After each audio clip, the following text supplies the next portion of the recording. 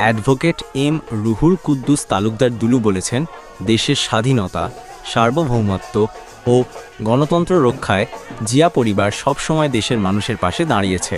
বেসরকারি শিক্ষকদের জন্য জিয়া পরিবারের অবদান সবচেয়ে বেশি। শহীদ রাষ্ট্রপতি জিয়াউর রহমান সর্বপ্রথম শিক্ষকদের 40% বেতন দেয়া শুরু করেন। তিনি পরে 50% বেতন চালু করেন।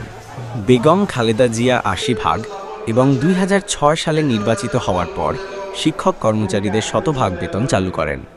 তিনি নারী শিক্ষার উন্নয়নে মেয়েদের উপবৃত্তি চালু করেন।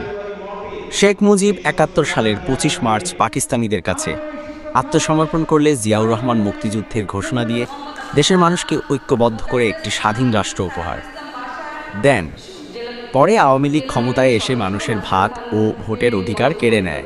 সিপাহী জনতার বিপ্লবের মধ্য দিয়ে জিয়াউর রহমান আবার বহু দেশের স্বাধীনতা, বাংলাদেশের সার্বভৌমত্ব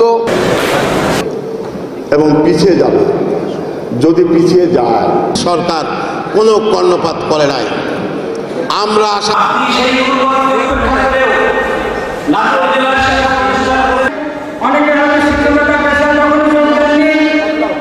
আরও বক্তব্য রাখেন নাটোর জেলা বিএনপির আহ্বায়ক রহিম নেওয়াজ, সদস্য সচিব আসাদুজ্জামান আসাদ, যুগ্ম আহ্বায়ক জিল্লুর রহমান খান ওরফে বাবুল চৌধুরী, সাইফুল ইসলাম আফতাব, মুস্তাফিজুর রহমান শাহিন, সাবেক আহ্বায়ক শহীদুল ইসলাম বাচ্চু, নাটোর পৌরসভার সাবেক মেয়র কাজী শাহ আলম, এমদাদুল হক আল মামুন, নাটোর জেলা জিয়া পরিষদের সভাপতি আহমদুল হক চৌধুরী স্বপন, শিক্ষক নেতা সংগঠনের নেতা ও প্রধান শিক্ষক জান্নাতুল ফেরদৌস।